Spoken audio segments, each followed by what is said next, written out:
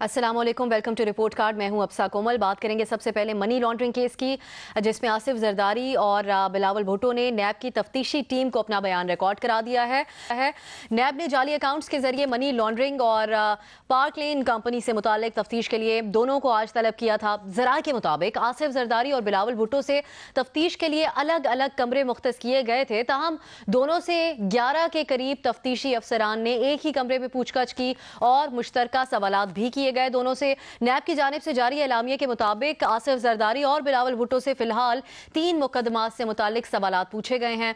इस मौके पर पीपल्स पार्टी के जियालों ने नैब दफ्तर जाने की कोशिश की, जिस पर पुलिस की तरफ से कार्रवाई की गई और 150 से जायद कारकुनान को हिरासत में ले लिया गया।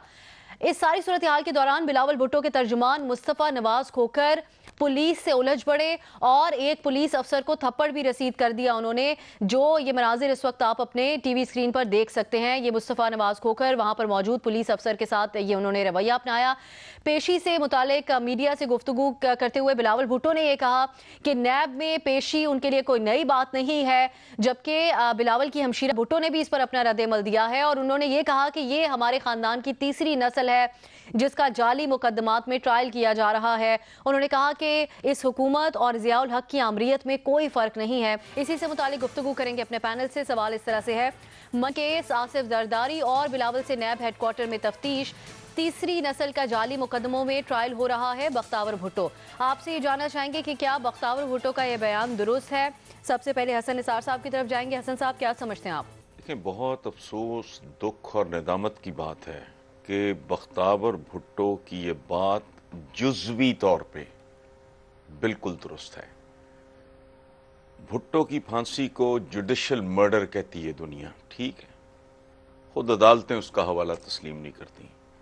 सैफुर रहमान ने आसिफ जरदारी के पांव पे गिर कर रोते हुए माफियां मांगी, ठीक, इसमें कोई शक नहीं, ये तारीखी हकायक है, सामने की बात है।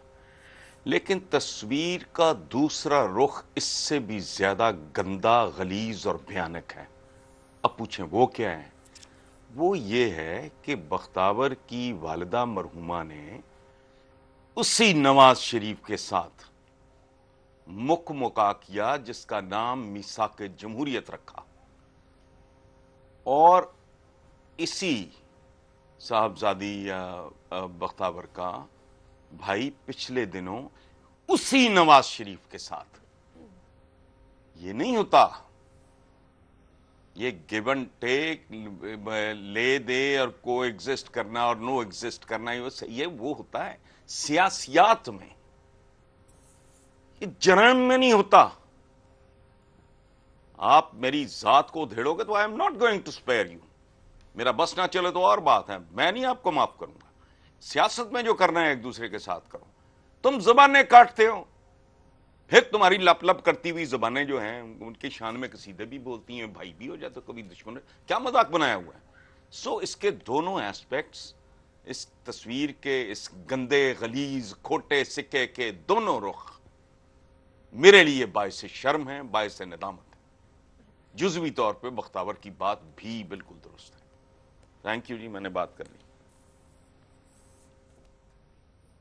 जुज़वी तौर पर दुरुस्त है, ठीक है। हसन साहब, बेनज़ीर एहतजाज जो पीपल्स पार्टी के कारकुनान जियालों की तरफ से किया गया, उसको आपने कैसे देखा? मुस्तफ़ा नवाज खोकर जो कि हमें अक्सर इश्यूज़ के ऊपर डिस्कशन करते हुए नजर आते हैं, कंपैरेटिवली बातें बेहतरीन अंदाज में अपनी पहुंचाते हैं, कम्युनिकेट करते हैं, वो जो तरीका अपना रहे थे, एक पुलिस एहलकार को उन्होंने थप्पड़ मार दिया, उसको कैसे देखा आपने और सवाल के जवाब में क्या समझती हैं? मेरे ख्याल से सवाल के जवाब में तो मैं प्लीज। भी हाँ का ऑप्शन लूँगी, क्योंकि बख्तावर साहिबा जो कह रही हैं वो एक तरह से दुरुस्त है। लेकिन जो अगर आप JIT रिपोर्ट दोबारा पढ़ें जो दी गई थी ये फेक अकाउंट से केस में, उसमें जो जरदारी साहब के ख़िलाफ़ जो इल्ज़ाम है वो बहुत ही संगीन है कि उनका किस तरह ये फेक अकाउंट से पैसे आते थे, फिर उनके लिए गाड़ियाँ खरीदी जाती थी UAE में, उनके हेलीकॉप्टर के और वगैरह वगैरह जो उनके खर्चे थे घर के, बिलावल हाउस के। लेकिन बिलावल भुट्टो जरदारी का कोई डायरेक्ट लिंक इस्टेब्लिश नहीं हुआ JIT में। उनका 2 जगह मेंशन होता है नाम। एक जगह होता है कि जो पार्क व्यू जो कंपनी थी, ये पार्क लेन जो कंपनी थी उसमें एक तो वो बेनिफिशियल ओनर थे, एक और जो उनकी कंपनी थी पार्क लेन एस्टेट जो एक कंस्ट्रक्शन कंपनी है, उसमें उनका कोई मेरे ख्याल से 25% शेयर होल्डिंग है। इसके अलावा कोई डायरेक्ट लिंक नहीं इस्टेब्लिश होता जैसे जरदारी साहब के साथ होता है कि यहाँ से पैसे आए फिर उनके खर्चे के लिए या उन्होंने इस्तेमाल किए। तो मेरे ख्याल से जिस तरह आप कारकुनों की बात करें, आज जिस तरह हमने जालों को या पीपल्स पार्टी के वर्करों को देखा, ऐसे हमने काफ़ी देर बाद ऐसे देखा है कि जाले इस तरह आए हैं, और वो सिर्फ और सिर्फ मेरे ख्याल से बिलावल भुट्टो जरदारी के लिए आए हैं। क्योंकि अभी पिछले साल जरदारी साहब कोर्ट अदालतों में जाते आते रहे हैं, बैंकिंग कोर्ट में भी गए हैं, आते हैं, इस किस्म का रिएक्शन जालों की तरफ से नहीं आया। तो मेरे ख्याल से उनका जो मैसेज है वो बड़ा क्लियर है कि जरदारी साहब के खिलाफ इस तरह के केसेस होते हैं तो उनको रिएक्शन नहीं आता, लेकिन बिलावल भुट्टो जरदारी को आप इस किस्म के केस में इन्वॉल्व करें जहाँ पे उनका कोई डायरेक्ट लिंक नहीं है तो पीपल्स पार्टी रिएक्ट करेगी। बिल्कुल सही। इरशाद भट्टी साहब, जो कारकुनान है उनसे मुतालिक बिलावल भुट्टो भी जो गुफ्तगू करे थे उसमें उन्होंने कहा कि 150 से ज़ायद जो कारकुनान गिरफ्तार किए गए हैं ये गैर जमहूरी रवैया है पीपल्स पार्टी PTI की हुकूमत का, और अगर डायरेक्ट इन्वॉल्वमेंट नहीं है बिलावल भुट्टो की तो उस पर उनके साथ इज़हार यकजहती के लिए कारकुनान वहाँ पर आए थे, गिरफ्तार किया जाना चाहिए था आपके ख्याल में? देखिए, ये दूसरा सवाल है और ये बड़ा लंबा सवाल है, इस पे क्या कहूँ मैं, इसको छोड़ें। सवाल पे आते हैं। ये अब ये फैशन है, ये मनसूबाबंदी है, हमदर्दियाँ लेने का ढोंग है, मजलूमियत बटोरने का नाटक है या जालीपन है, जो भी है सरासर गलत है कि हर बात में भुट्टो साहब को घसीट के ले आना, अपने पलड़े में डाल देना। भुट्टो साहब के शख्सी तजादात अपनी जगह, इनकी पॉलिसियों से इख्तलाफात अपनी जगह, मगर वो करप्ट नहीं थे ना, और ना ही इनके कोई कट्टर मुखालफीन भी इन पर करप्शन का इल्ज़ाम लगा सके। तमाम तर खामियों के बावजूद भुट्टो साहब की पीपल्स पार्टी वो नहीं थी जो आज है। इनका जुडिशल मर्डर हुआ, ये भी सच है, लिहाजा इन्हें निकालें। रह गई बाकी दो नस्लें, तो सरे महल से नेकलेस तक, मिसाके जमहूरियत से मुशर्रफ मुलाकातों तक बहुत कुछ था जो इनडायरेक्ट और डायरेक्ट बीबी साहिबा कर गई, वो अब इस दुनिया में नहीं है। लिहाजा आ जाए मौजूदा नस्ल पर। पहली बात यह है कि बीबी के जाते ही हमें बीबी की पीपल्स पार्टी भी फौत हो गई थी। आज जरदारी पीपल्स पार्टी है। बीबी के नामजद करदा मुलजमों को जरदारी साहब ने शामिल इक़्तिदार किया, डीलें की, मुआहदे किए, और जब जब उनको जो अच्छा लगा वो किया। सदर बनकर इस्तिस्ना की छतरी तले केस ख़त्म कराए, कहीं रिकॉर्ड गायब तो कहीं गवाह गायब। चीफ जस्टिस, साबिक चीफ जस्टिस को कहना पड़ा अब बरी नहीं हुए, टेक्निकल बुनियादों पर छूटे हैं। अब आ जाए बिलावल पर। हालत यह है कि आज बिलावल अनवर मजीद, शर्जील मेमन, डॉक्टर आसम, सराज दुरानी के दिफा फरमा रहे हैं। जाली कंपनियों के वो डायरेक्टर हैं, जाली अकाउंट से वो फैज़याब हुए हैं, जाली पैसे से मुस्तफ़ीद हुए हैं। और सिर्फ बिलावल ने अपनी इस थोड़ी सी सियासी ज़िंदगी में इतने यू टर्न लिए हैं कि वो अपनी पूरी ज़िंदगी इन यू टर्नों पर सफाइयाँ देते गुजर जाएंगे। लिहाजा जो काटा है, जो बोया है, वही काटा जा रहा है। जाली अकाउंट्स, जाली पैसे की बात तो ठीक है, मगर जाली मुकदमों की बात बख्तावर साहबा की गलत है। सही, आप समझते हैं कि बात दुरुस्त नहीं है उनकी। बाबर सत्तार साहब, नैब के पास पेशी के मौके पर जो पीपल्स पार्टी के कारकुनान की तरफ से जो एहतजाज किया गया उसको किस तरह देखा आपने, और बख्तावर के बयान से मुतालिक क्या समझते हैं? देखिए, जवाब मेरा हाँ में है। कोई भी ये यकीन नहीं करेगा कि 1 साल का बच्चा जो है वो किसी कंपनीज के बनाने में, चलाने में और उसकी करप्शन में शामिल होगा। कोई पब्लिक ऑफिस नहीं होल्ड किया है बिलावल ने अभी तक। ये पहली दफा वो पार्लियामेंट में इलेक्ट होके आए हैं कि वो स्टेट की कोई पावर एक्सरसाइज कर सकते हैं या कोई एबिलिटी है एज मेंबर ऑफ पार्लियामेंट। सो उनका डायरेक्टली लिंक तो किसी चीज से नहीं जुड़ता, लेकिन अब उनका मीडिया ट्रायल करना है, उनका नाम भी रगेदना है मिट्टी के अंदर, तो वो कैसे किया जाए? सो जरदारी साहब की वो कन्विक्ट हुए या नहीं हुए, एक परसेप्शन बनी हुई है करप्शन रिलेटेड 90s से, उनके ऊपर भी मुकदमे चले, वो जो भी उनका डिफेंस होगा, लेकिन एक पब्लिक परसेप्शन में उनका नाम अच्छी रेपुटेशन के साथ अफिलिएटेड नहीं है। वो एक लाइबिलिटी है पीपीपी के लिए भी और उन्हें एज अ लाइबिलिटी प्रेजेंट किया जा रहा है बिलावल भुट्टो के लिए भी। कि जब आप, यही बात असद उमर साहब ने भी कही कि जी ये जरदारी ने लगाए अपने नाम के साथ, तो एक जब आप उन्हें एक इंक्वायरी और इन्वेस्टिगेशन के लिए बुलाते हैं और इंसिस्ट करते हैं कि वो जरदारी साहब के साथ आए, तो आप उन्हें अफिलिएट करना चाहते हैं और फिर मीडिया ट्रायल चलाना चाहते हैं कि जी बाप कर रहा है, बेटे को कैसे नहीं पता होगा। अब इसकी लीगल लायबिलिटी तो नहीं बन सकती, क्योंकि एडल्ट्स हैं, अपने अपने कामों के लिए, अपने अपने एक्शंस के लिए जिम्मेदार हैं। लेकिन मीडिया के अंदर और एक पब्लिक परसेप्शन के अंदर वो आपने लिंक जोड़ना है कि जनाब ये उसके बेनिफिशियरी हैं, इन्हें भी पता होगा ये अफिलिएशन, अपने बाप के साथ अफिलिएशन की वजह से ही करप्ट हैं और इनके ऊपर हम ट्रायल करें। वो काम करने के लिए नैब ये सब कुछ कर रही है जो हमारे सामने है। उनका लिंक बनता है, बेनजीर ने जिस तरह एक्सप्लेन भी किया कि लिंक बनता है नहीं बनता जाली अकाउंट्स के साथ, लेकिन आप उन्हें इसके अंदर घसीटेंगे। और इसके ऊपर जो रेजिस्टेंस पीपीपी कर रही है बिल्कुल ठीक कर रही है, क्योंकि नैब बिल्कुल, हमने कई दफा इस प्रोग्राम में बात की है कि आप लोगों की वल्नरेबिलिटीज, या आप ऐसे लोग ढूंढते हैं इस मुल्क में सियासत करने के लिए जो वल्नरेबल हो, या लोगों की वल्नरेबिलिटीज ढूंढते हैं और उन्हें ब्लैकमेल करते हैं। और यहाँ पे एक नया पॉलिटिशियन है, उसकी पार्लियामेंट की स्पीचेस हों या अब उसकी लेटेस्ट जो मीडिया के साथ इंटरेक्शन है, प्रेस कॉन्फ्रेंसेस हैं, उसके अंदर पोटेंशियल नजर आ रहा है और वो चैलेंज कर रहा है कुछ ऐसी चीजों को जिसके ऊपर बहुत सारों को तकलीफ है। तो आप फिर क्या करेंगे उनके ऊपर? आप उनका ट्रायल चलाएंगे और हम चलाना शुरू कर रहे हैं अब। और सो बिल्कुल ठीक ये बात कर रहे हैं, उन्हें ब्लैकमेल करने की ये कोशिश की जा रही है और ये नैब काम पहले भी करती रही है और अभी भी कर रही है। सही बात कर रही हैं, ठीक। हाँ का ऑप्शन आप ले रहे हैं। न्यायी साहब, एक तो सवाल के जवाब में आप क्या समझते हैं, फिर मुस्तफ़ा नवाज खोखर साहब ने जो अंदाज अपनाया वहाँ पे उसको किस तरह देखा आपने? अब पीटीआई फवाद चौधरी साहब ये कह रहे हैं कि माजरत करे पीपल्स पार्टी, और पीपल्स पार्टी ये कह रही है कि इनका गैर जमहूरी रवैया है, हमारे कारकुनान को रिहा किया जाए। मेरा ख्याल है कि मुस्तफ़ा खोखर साहब ने जो रवैया अपनाया वो तो खैर वहाँ पे आज लाइव हम मनाजिर देखते रहे। जब आपका वर्कर्स पीछे एक्साइटेड हो और बड़ा एक चार्ज हो, तो जो लीडर्स होते हैं वो नेचुरली ज़्यादा अपने वर्कर्स को रिस्पॉन्ड करते हैं, चाहे वो उसमें कितनी एक कानून की या एक जो आपकी नॉर्म्स होती हैं उनकी खिलाफ वर्जी क्यों ना की जाए।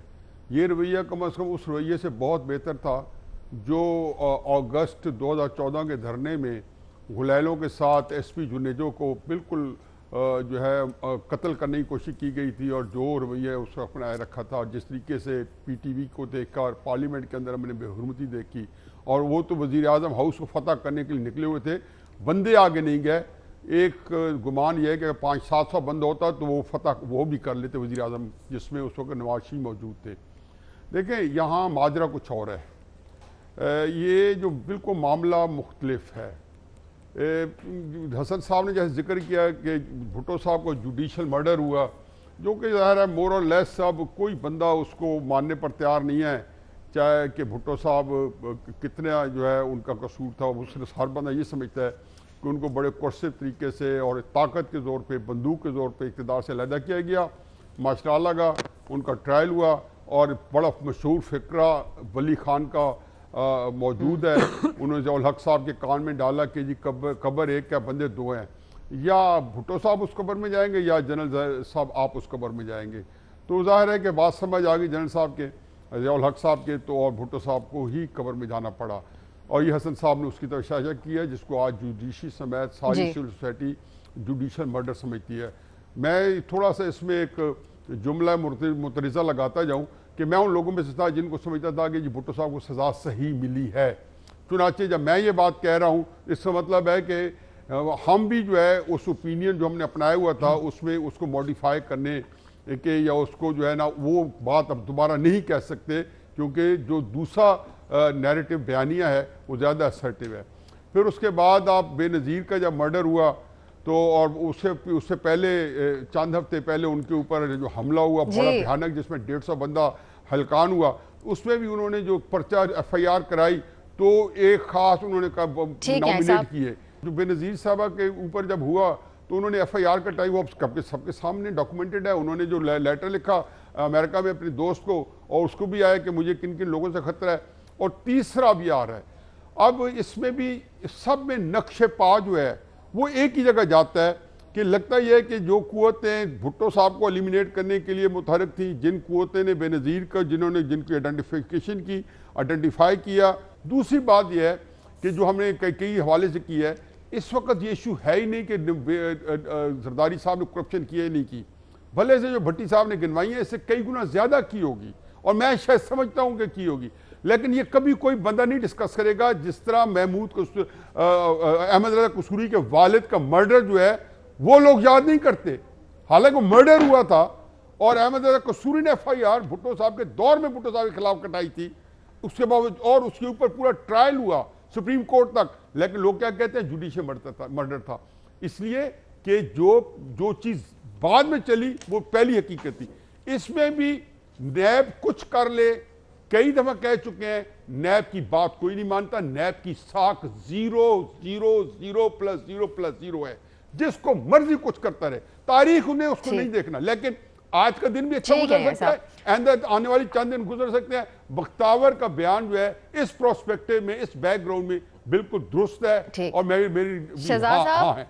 ठीक है शहजाद साहब, न्यायी साहब कह रहे हैं, ठीक है शहजाद साहब, न्यायी साहब के ख्याल में जो आज का एहतजाज था, जो हमने उनसे सवाल पूछा था शुरू में, उसके जवाब में उन्होंने कहा कि 2013 के धरने से बेहतर ही था आज जो रवैया था पीपल्स पार्टी का। इत्तेफाक करते हैं इस बात पे आप? अब सब मेरी भी गुजारिश होगी क्योंकि आज सबसे अहम इशू है, सवाल के 2 हिस्से हैं, तो मैं चाहूंगा कि थोड़ा सा आप मुझे वक्त दे दीजिएगा। बेशक अगले सवाल में मैं कम वक्त ले लूंगा।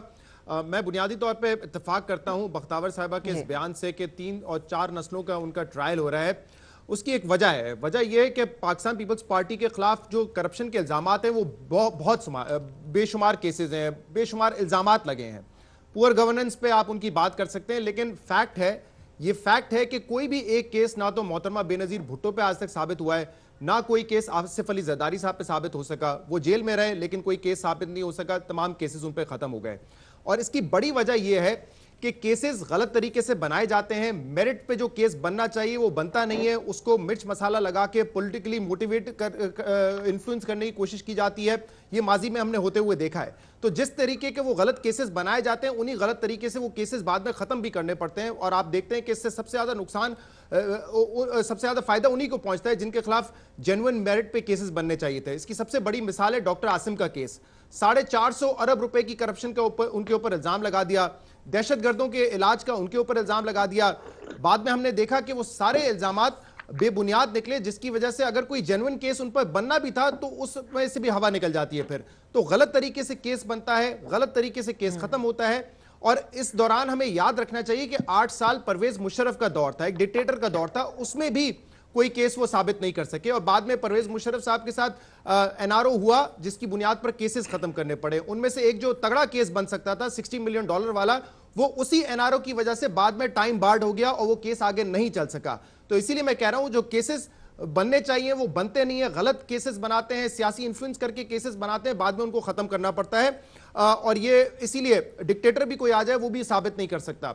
लेकिन ये कह देना कि जो फेक अकाउंट का केस है ये मुकम्मल तौर पे गलत है, या पीपल्स पार्टी कभी ये कहे कि 18वीं तरमीम को खत्म करने की वजह से ये बनाया जा रहा है, या सदारती निजाम की वजह से बनाया जा रहा है, या फिर गवर्नर राज लगाने की कोशिश की जा रही है, या आज बिलावल साहब कह रहे थे कि हम तनकीद करते इसलिए बनाए जा रहे हैं, इस तरह इसको केस को नहीं देखना चाहिए। मुझे भी लगता है कि बिलावल साहब के ऊपर ये केस कमजोर है, लेकिन जो फेक अकाउंट्स हैं वो रिकॉर्ड में आए हैं। किसी ना किसी के तो वो पैसे थे जो कि चाय वाले हो या कोई रेडी वाला हो, उसके अकाउंट से अगर 3 अरब रुपए निकले तो किसी ना किसी के तो वो अकाउंट्स थे। उसकी तहकीक मुकम्मल तौर पे होनी चाहिए। ऐसा लगता है बादी नजर में कि जो बिलावल साहब के ऊपर केस बन रहा है वो वीक है।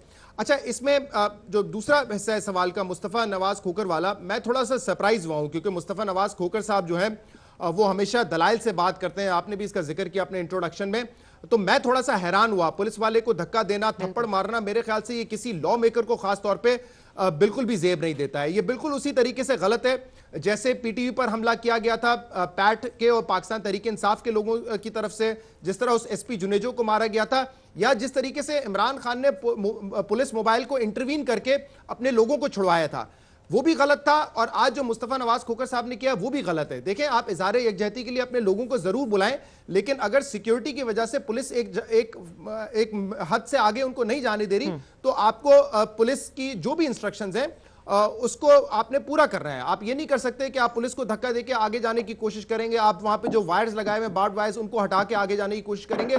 कानून को अपने हाथ में आप नहीं ले सकते। पहले हुआ था वो भी गलत है, आज हुआ वो भी गलत है, और मैं सरप्राइज हूं कि मुस्तफ़ा नवाज खोकर साहब ने ये किया।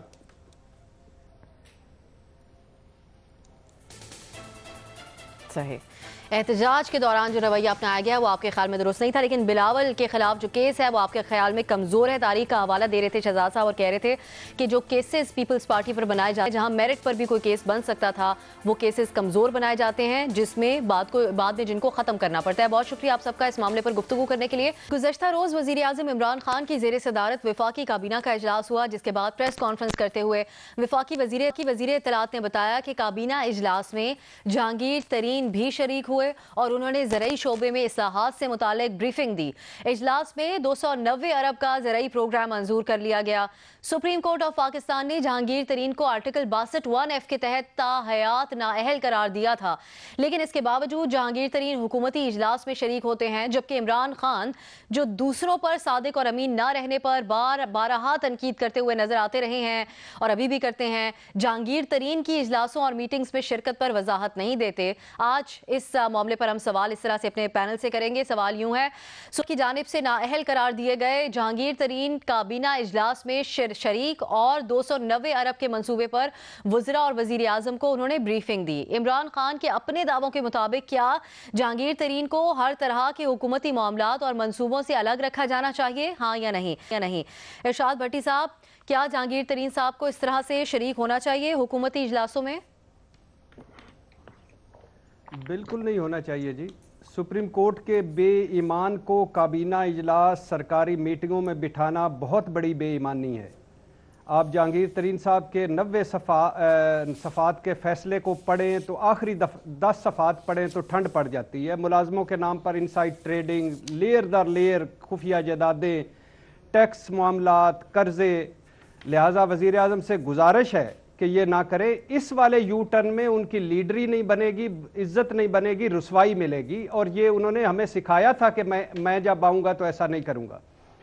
दूसरी बात, जहाँ तक आपने सुप्रीम कोर्ट की बात की है तो क्या बताऊं, सुप्रीम कोर्ट ने कि कहाँ कोई सुनता है, कहाँ कोई मानता है। सुप्रीम कोर्ट ने तो सुप्रीम कोर्ट से सुना था हमने गॉड फादर, सिसिलियन माफिया, हमने अपने कान बंद कर लिए। सुप्रीम कोर्ट ने लिखा था आपने अदलिया को बेवकूफ़ बनाया, पार्लियामेंट को बेवकूफ़ बनाया, अवाम को बेवकूफ़ बनाया। हमने क्या कर लिया?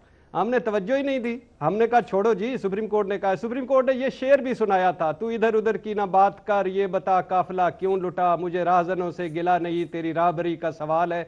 हमने शेर का मजा लिया मगर मतलब तक नहीं पहुंचे। और हाँ, कल सुप्रीम कोर्ट ने क्या कहा है। सुप्रीम कोर्ट में पता चला है 2001 से 2018 तक नवाज शरीफ साहब ने किसी पाकिस्तानी डॉक्टर से इलाज नहीं करवाया, और नवाज शरीफ किसी पाकिस्तानी डॉक्टर से इलाज नहीं करवाना चाहते।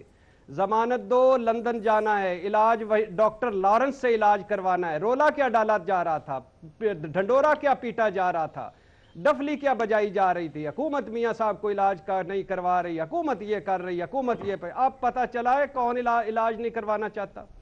7 मेडिकल बोर्ड्स बनाने वाली हुकूमत हार गई, मियाँ साहब एंड कंपनी की सियासत जीत गई। सुप्रीम कोर्ट की क्या बात करते हैं। अब बात करें इखलाकियात की। सुप्रीम कोर्ट तो बिलावल को मासूम कह चुकी है, माँ का मिशन मुकम्मल हो रहा है। सुप्रीम कोर्ट तो मुराद अली शाह की इज्जत नफ्स मजरूह होते देख रही है। सुप्रीम कोर्ट की छोड़े, हमारे यहाँ इखलाकियात का जनाजा निकल गया। हसन निसार साहब कहते थे ये सबसे बड़ा कहत है इस मुल्क में, इखलाकियात का जनाजा निकलना, और हम दफना चुके हैं अल्हम्दुलिल्लाह इस इखलाकियात को। अच्छा, सही। तो न्यायी साहब, इखलाकियात की बात है या फिर सुप्रीम कोर्ट की आला अदलिया का जो इतना तवील फैसला था उसके एहतराम करने की, और ख़ास तौर पर इमरान खान साहब का अपना जो बयानिया था उस पर कायम रहने की बात है? मुझे ज़रा सवाल दोबारा दोहरा दे, क्योंकि जो पिछली गुफ्तगू हुई है मुझे लगा ही है कि आपने शायद जहांगीर तरीन के बारे में सवाल पूछा था। मुझे लग रही है कि यार ये नवाज शरीफ की नाअहली को हम डिस्कस कर रहे थे। दिल पे लगा है ये बात ये है कि नहीं, मैं तो खैर दिल पे क्या लगा है, मेरी दिल पे क्या लग रहा है। भट्टी साहब मेरी बात सुने। भट्टी साहब, ये मेरे पास कोई स्क्रिप्ट तो है नहीं कि मैंने को लिखा हुआ हो और वो इन्हें पढ़ के सुनाना हो। मेरे पास ये क्वेश्चन पेपर है उसका रिपोर्ट कार्ड का। अच्छा देखें, बात यह है कि मेरा ख्याल है कि हमें मामले को सीरियसली लेना चाहिए। उन्होंने नहीं है कि हमारे पास जो स्क्रिप्ट है वो पढ़ें, क्योंकि बात प्रोग्राम की संजीदगी जो है वो मुतासर होती है। जहांगीर तरीन का दो फिक्रे कह के और नवाज शरीफ को गाली दे दें या किसी और को दे दें, मुझे नहीं फर्क पड़ता, किसी को भी दे दें, लेकिन ये पता चले कि सवाल क्या डिस्कस करें। क्योंकि मुझे अजीब सा लगता है कि ऐसे प्रोग्राम में बैठे हुए जहाँ पे सवाल कुछ हो रहा है और हम खींच तान के मैं इमरान को गालियां देना शुरू कर दूं, इमरान के बारे में सवाल ना पूछे। मतलब पहले सवाल बिलावल में आप सवाल पूछा, मैं किसी और को गालियां देना शुरू कर दूं, तो मैं समझता हूँ कि थोड़ा संजीदगी से लें। अभी आप वो पहुंचे थे ना, देखिए ना भट्टी साहब, मैं आपसे बहस नहीं कर रहा हूँ, भट्टी साहब मैं आपसे बहस नहीं कर रहा हूँ, मैं आपसे कर सकता हूँ। मैं आपके जो सवाल आप जो आपने जवाब दिए ना, मैं इसके परखत उड़ा सकता हूँ, मैं आपके परखत उड़ा सकता हूँ। सवाल के जवाब के जवाब दिए हैं, इतना लघु जवाब होता है। क्या ये बात है करने की, फलां ने किया, फलां ने किया, 2 साल नवाज शरीफ को डिस्कस करे, उसको भी मैं आपके साथ कर सकता हूँ, मुझे नहीं फर्क पड़ता। मैं हर चीज के बारे में मुझे क्लैरिटी है, मैंने कोई डिक्टेशन नहीं लेनी। ठीक है आपने जवाब दिया, वाजिर शाह साहब, ठीक, उनको जवाब देने दें। ठीक है, मैं कंफ्यूज हो गया हूं कि आपको सवाल किया गया है, मैं आपके लिए कह रहा हूं कि ताकि लोग आपको संजीदगी से ले, उसका जवाब दे दिया करें, कोई हर्ज नहीं है। आपने जहांगीर तरीन की सपोर्ट करनी है, इमरान खान की करनी है, जहांगीर तरीन को होना चाहिए हुकूमती इजलासों में। आप इस तरह मामले को गैर धरना देखिए, नवाज शरीफ पीएम हाउस में। न्याय साहब आप अपना जवाब दें। मैं भट्टी साहब ना मेरी को ड्यूटी लगी हुई है कि मैंने नवाज शरीफ को गाली देनी है या नहीं देनी, न्याय साहब प्लीज, चॉइस है अपनी। ठीक है साहब, बस ठीक है, आप अपना जवाब दे दें प्लीज, इतना टाइम नहीं पड़ेगी। मैं नवाज शरीफ को भी आड़े आके ले लूंगा, लेकिन मैं को अपोलोजेटिक नहीं हूं कि मैं ये बताऊं कि मैंने लेने हैं ताकि मैं किसी को सेटिस्फाई करूं। देखिए जहांगीर तरीन के बारे में बात ज़हन में रखें, इमरान खान साहब जो है उन्होंने एक चीज़ शख्सियत के बारे में एक चीज़ एस्टेब्लिश कर लिया है, वो है दोहरा मेयार, डबल स्टैंडर्ड।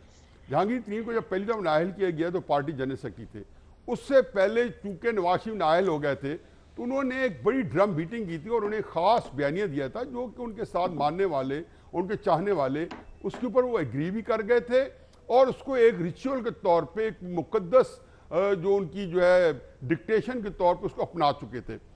और ये वो कहते थे कि अगर मैं नाअहल होगी या कोई नाअहल होगी तो सियासत से जिम्मा हो जाएंगे, अलहदा हो जाएंगे। जहांगीर तरीन नाअहल हो गए, जनरल सेक्रेटरीशिप से उन्हें ना हटाया गया।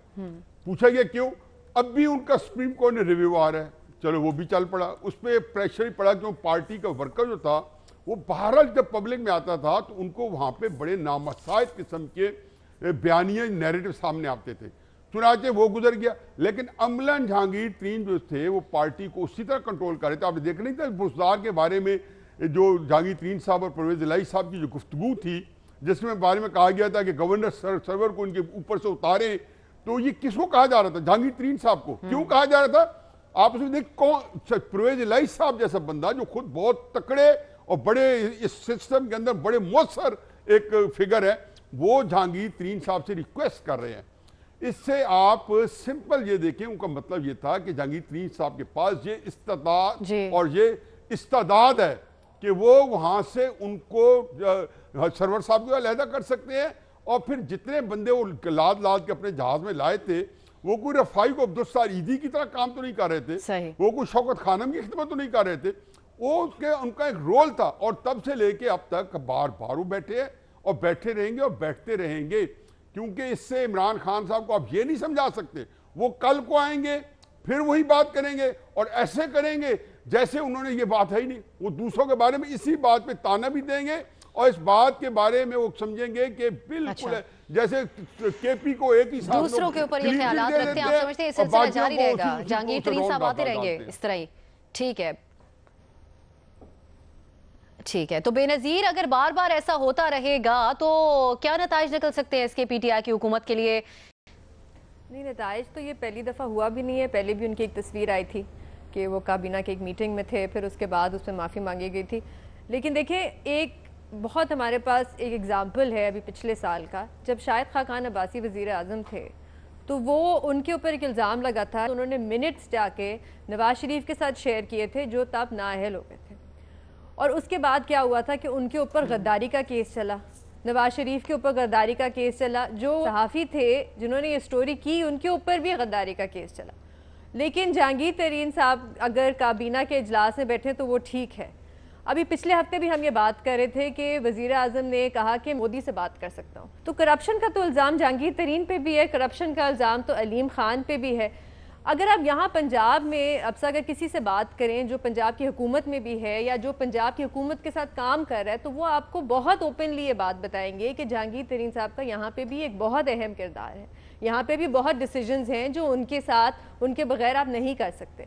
तो ये तो अभी तक होता जा रहा है, इस पे उन्होंने कुछ किया नहीं है, तो फिर अब इस पे हम क्या कह सकते हैं? बिल्कुल सही, आप कहती हैं कि इसके ऊपर अभी तक कोई एक्शन नहीं हुआ, उनका बहुत ज्यादा रोल रहा है। बात करेंगे हसन निसार साहब से। हसन साहब, कैसे देख रहे हैं इस मामले को? जहांगीर तरीन साहब का बार बार वफाकी काबीना के इजलासों में शिरकत करना। देखें, कानून क्या कहता है मैं नहीं जानता। भट्टी साहब ने जो कहा उसमें अपना एक बिल्कुल वजन है, लॉजिक है, लेकिन मैं इतनी एकेडमिक नहीं, मैं एक प्रैक्टिकल बात करूंगा। ये जितना भी ये पैनल है, मैं नहीं जानता किसी और को कारोबार का काम का कोई तजर्बा है या नहीं है। हफीजुल्लाह नियाजी साहब को है, बड़े लेवल पे है, मुझे है और खासे ठीक लेवल पे है। मेरा दावा है पाकिस्तान में कोई कारोबार, कोई कारोबारी डंडी मारे, समझौते किए, ये हरकतें किए बगैर काम कर सकता ही नहीं। न्याजी साहब को कहें मुझे कॉन्ट्रडिक्ट करें, मुमकिन ही नहीं है। बिल्कुल सही कह रहे हैं। ठीक, अब चलें अगली बात। कोई सर्जन दीगर हवालों से वो अखलाकी तौर पे अखलाक बाख्ता हो, जैसा भी हो, लेकिन अगर अपने काम में परफेक्शन तक पहुंचा हुआ हो तो उसकी महारत से इस्तेफादा करने में मेरे नजदीक कोई, उसकी महारत से फायदा उठाने में उसमें कोई हर्ज नहीं है, खुसूसन जब गैर मामूली हालात हों। मुल्क गैर मामूली हालात का सामना कर रहा है इस वक्त। और एक बात आखिर पे सुन लें, मुसलमानों की तारीख का नहीं, हमारी इंसानों की तारीख का एक बहुत खूबसूरत और आलीशान अमीरुल बहर है, उसका नाम था हैरुद्दीन बारबरूस। बारबरूसा भी कहते हैं उसको, टर्क्स उसको हैरुद्दीन कहते हैं, हम खैरुद्दीन कहते हैं। वो बैरी कजाक था। उसका बड़ा भाई अरूज जो मारा गया, वो बहुत बड़ा डाकू था, बैरी डाकू ये भी था। सलमान अली शान जैसे, सुल्तान सलमान की बात कर रहा हूं, ने उसने ऑफर किया कि तू ये चोरी डकैती छोड़, तो मुस्लिम उम्मा की, मुसलमानों की, तुर्की की खिदमत कर। और वो ही कंट्रीब्यूटेड, जो कंट्रीब्यूट किया है मैं भी जानता हूं, आप भी जानते होंगे, वो लेजेंड है। और अजीब इत्तेफाक है कि मैं और नियाजी साहब इकट्ठे ही थे, तो मैं उसके स्टैचू के सामने, हम कहते हैं ना बुत पूजते फलाना, बुत शुद्ध नहीं होता, उसके स्टैचू के सामने बारिश हो रही थी, मैं नहीं हिला जब तक मैंने दुआ मुकम्मल नहीं कर ली। समझ आई आपको? सो मुल्क जैसे हालात से दो चार है इस मामले में। आई डोंट नो कानून शानून क्या कहता है। और चूंकि मैं जानता हूं पाकिस्तान में फरिश्ता भी कारोबार करे, हिल नहीं सकता, ऊंच नीच किए बगैर मुमकिन है ही नहीं, आप कर ही नहीं सकते, आप जिंदा ही नहीं रह सकते। पूछ लें जिसको तजर्बा है, अपना मैं आपको बता रहा हूं। और अगर कोई है इस मुल्क में, अच्छा, वो कल आपसे राब्ता कर ले, मेरे साथ बात करे, मैं वैसे ही उसको एक्सपोज कर दूंगा 5 मिनट में। बाबर साहब, जिस शख्स के ऊपर 90 सफात का फैसला है सुप्रीम कोर्ट का, उनकी नाअहली के ऊपर, हुकूमत की तरफ से उनकी महारत से फायदा उठाने में कोई हर्ज नहीं आपके ख्याल में? कोई हर्ज नहीं है मेरे ख्याल में। देखिए, आप लीगल अकाउंटेबिलिटी, पॉलिटिकल अकाउंटेबिलिटी और एथिकल या सोशल अकाउंटेबिलिटी को आपस में कंफ्यूज नहीं कर सकते। जो सुप्रीम कोर्ट के फैसले हैं 62, 63 पे पिछले साल के, और उसके बाद वो एक खास तनाजुर में आए हैं, और मैं उस पूरी जूरिस्प्रूडेंस से डिसएग्री करता हूं। किसी वक्त जब सुप्रीम कोर्ट तशरीह करेगी आर्टिकल 10A की, तो शायद इन फैसलों पे भी दोबारा से नजरसानी करनी पड़े। जहांगीर तरीन साहब के ऊपर मुकदमा ये था, और जब ये फैसले आए थे उस वक्त भी मैंने क्रिटिक लिखी थी न्यूज अखबार में इसकी। सो ये वो मुकदमा था, और मेरा ख्याल है वो फैसला ठीक नहीं था। बहरहाल वो एक खास कॉन्टेक्स्ट के अंदर डिसीजन आए, और उसके बाद एक मजीद फैसला भी आया जो नवाज शरीफ के कॉन्टेक्स्ट में आया कि PMLN या कोई पॉलिटिकल पार्टी का लीडर भी नहीं हो सकता जिसका 62, 63 में डिस्क्वालिफिकेशन हो। मेरे ख्याल से वो फैसले भी नजरसानी होनी चाहिए किसी वक्त, क्योंकि वो जो हमारा फ्रीडम ऑफ एसोसिएशन है और उसकी पुरानी तशरीह जो सुप्रीम कोर्ट ने की थी उसके अगेंस्ट जाता है। एनीवेज, ये उसका कॉन्टेक्स्ट था। उस वजह से अभी वो मेंबर पार्लियामेंट तो नहीं बन सकते, ना एडवाइजर बन सकते हैं, क्योंकि उसके ऊपर भी वो क्वालिफिकेशंस अप्लाई करती हैं। लेकिन ये हम पहले भी बात कर चुके हैं मैंने अगर किसी से एडवाइस लेनी है तो मुझे उसकी 62, 63 की क्वालिफिकेशन नहीं चाहिए। अगर मेरे ख्याल से किसी बंदे में काबिलियत है, हसन साहब ने बड़े खूबसूरती के साथ इस चीज की तशरीह की, तो मैं फोन उठाऊंगा, उससे मशवरा कर लूंगा कि जनाब ये मसला है मेरा, मुझे क्या करना चाहिए इस चीज के ऊपर। उसमें आप लॉ को किस तरह से लेके आएंगे? इस वक्त कोई कानून नहीं है ऐसा जो डिस्क्वालीफाई करता हो किसी बंदे को कि वो आके कैबिनेट के सामने अपना एक प्रपोजल, मैं जाके प्रेजेंट कर सकता हूं, आप जाके प्रेजेंट कर सकती हैं अगर कैबिनेट इनवाइट करे, इरिस्पेक्टिव कि हमारी 62, 63 के नीचे क्या क्वालिफिकेशन बनती है।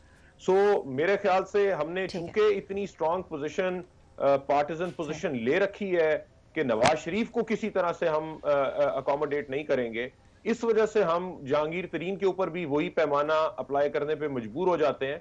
लेकिन मेरा नहीं ख्याल कि कोई लीगल इसमें डिस्क्वालिफिकेशन है कि वो किसे मशवरा दे सकते हैं, और उनका मशवरा, क्योंकि हमने इस पूरे प्रोग्राम में भी ये नहीं लीगल नहीं है, ठीक है, आपके ख्याल में ठीक, और वो उनकी नाअहली का फैसला भी इतना जानदार नहीं था, होगा या नहीं होगा, ये वो मेरिट्स हैं जिस पे हमें डिस्कशन करने की जरूरत है अगर हम इस मुल्क को बेहतरी की तरफ लेके जाना चाहते हैं, बजाय इसके कि दे कौन रहा है वो मशवरा। ठीक है, केस के मेरिट पे बात करने की जरूरत है, ठीक, सही। शहजाद साहब थोड़ा वक्त कम है, इसके ऊपर आप भी गुफ्तगू कर लें प्लीज। ज़्यादा मुख्तसर जवाब मेरा ये है कि कानूनी तौर पे दो किस्म की कदगन है अगर आप डिस्क्वालीफाई होते हैं। एक तो आप कोई सियासी ओहदा नहीं रख सकते, दूसरा आप सरकारी ओहदा नहीं रख सकते, ना आप इलेक्शन लड़ सकते हैं। तो कानूनी तौर पे तो मशवरा भी दे सकते हैं इमरान खान साहब को, उनका अपना एक्सपीरियंस भी है एग्रीकल्चर सेक्टर में, लेकिन एक दफ़ा फिर पाकिस्तान तहरीक इंसाफ का अपना बनाया हुआ नैरेटिव उनके आड़े आ जाता है, क्योंकि एक हाई मॉरल ग्राउंड लिया था इमरान खान साहब ने कि अगर हमारी पार्टी से कोई नाअहल हो गया करप्शन में तो मैं उनको सियासत से हटा दूंगा, उनको कोई सियासी ओहदा नहीं देंगे। तो सियासी ओहदा तो नहीं दिया हुआ उन्होंने, मशवरा लें, बिल्कुल लें, अपने घर बुला के ले लें, पार्टी मीटिंग्स में ले लें। अगर एक मॉरल पोजीशन लिए तो काबीना की मीटिंग में ना बुलाएं, क्योंकि फिर तनकीद होती है, तो काबीना की मीटिंग से दूर रखें। अगर वो अपनी हाई मॉरल पोजीशन पर रहना चाहते हैं, सियासी मशवरे वो पार्टी मीटिंग्स में ले सकते हैं उनसे। ज़ाती तौर पे उनसे मशवरा ले सकते हैं, विफाकी काबीना के बाकायदा इजलासों में नहीं बुलाना चाहिए। ज़्यादातर तजियाकारों ने नई का ऑप्शन लिया है। इजाज़त दीजिए नाज़रीन, खुदा हाफिज़।